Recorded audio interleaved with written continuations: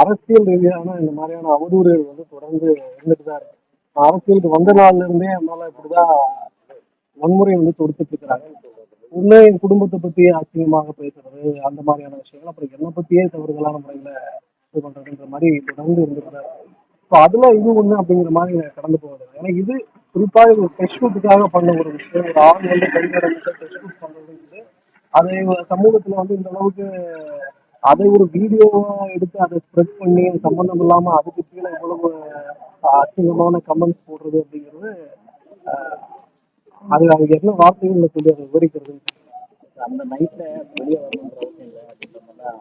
எந்த நைட்ல வரீங்க? ஏங்க நான் டெஸ்ட் போட்டு என் வீட்டு வாசல் வெளில வர்றது உங்களுக்கு அது யார் நைட்ல எந்த வீட்டுள்ள வந்தாங்க உங்களுக்கு பார்க்கறதுக்கு. எங்க காரிடார்ல நடந்து வந்த போது நடந்தது தானே. ரொம்ப இதுல ஆமா, எங்க காரிடார்ல நடந்து வந்த போது நடந்தது.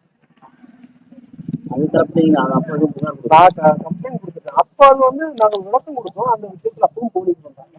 அப்பயும் நாங்க விளக்கம் கொடுத்தோம். அப்ப அவங்கள வந்து கண்டிச்சாங்க. அப்படியே புகார் அளிச்சு அது ஆமா ஆமா, அது விளக்கம் கொடுத்தாரு.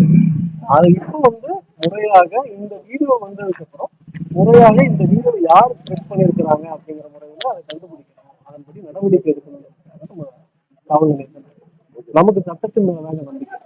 எங்களுக்கு எல்லாத்தையும் விட்டாலும் சட்டம் நம்மளை காப்பாற்றும், நீதி நம்மளை காப்பாற்றுற நம்பிக்கை இருக்கு. அதனால